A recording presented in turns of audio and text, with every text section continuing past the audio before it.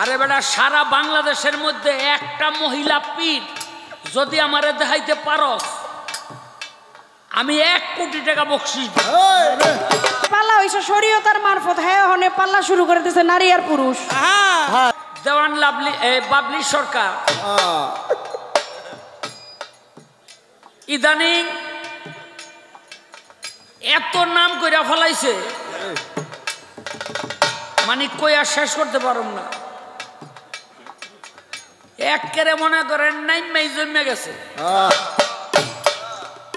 এত হঠাৎ এত নাম বাংলাদেশের কোন মেয়ে শিল্পী করতে পারে না, এটা আমার জানা মতে বয়তিকের মধ্যে। এই জন্য তারে আর আজকা কোনো আরে কি আর সারাসারি খালি ধরা ধরে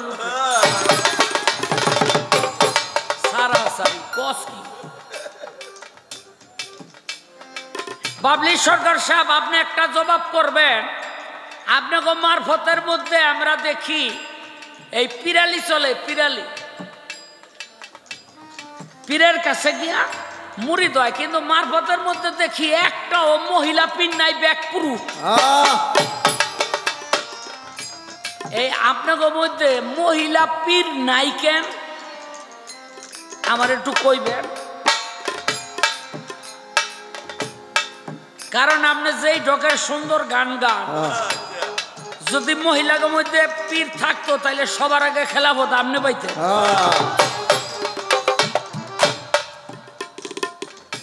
আমার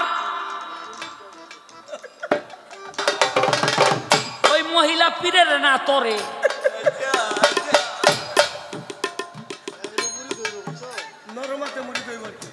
আপনারা অনেক এলাকার মানুষ এখানে আছেন, আপনাদের কোন এলাকায় মহিলা পীর দেখছেন? হ্যাঁ, দেখেন নাই। আচ্ছা, এই যে মারফতি তো পুরুষও করে মহিলারাও করে। কত মহিলা দেখলাম জট মট লই হাতের মধ্যে বালা বুলা দিয়া রঙিন কাপড় চোপড় পরা, কি গো কি করো? কয় আমরা মারফতি করি।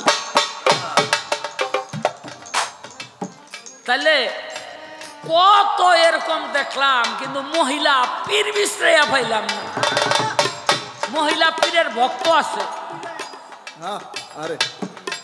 এই যে আমার এক চাচা আয়া পড়ছে, হ্যাঁ, সেও পুরুষ পীর, মহিলা না।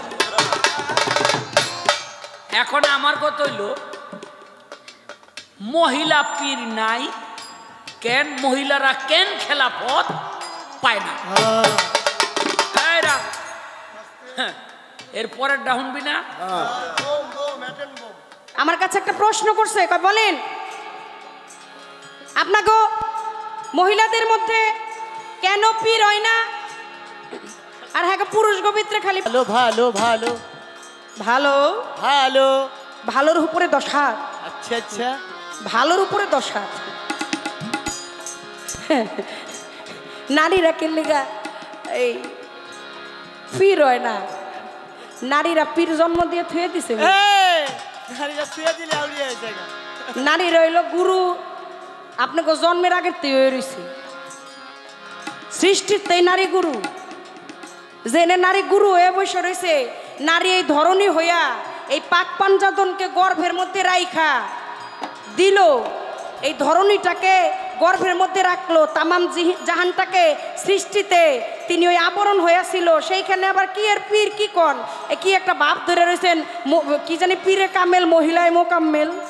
কয় কি রে মাদার পালানা যদি আজকে নারী পুরুষ হইতো তাহলে আগামীকালকে গান হইলো আমার কই জানি কুমিল্লা ব্রাহ্মণবাড়িয়া দেখতাম আপনি কতক্ষণ গান। আজকে গান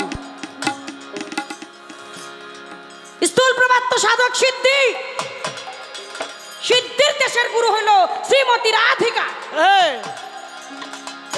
সনাতন ধর্মের পারের কর্ণধার শ্রীকৃষ্ণ মহাপ্রভু, তার গুরু হয়েছে শ্রীমতী রাধিকা রানী। সব কয়ে দিব। আমার আল্লাহ পাক গোপনে গুপ্ত ধন আকারে যখন ছিলেন,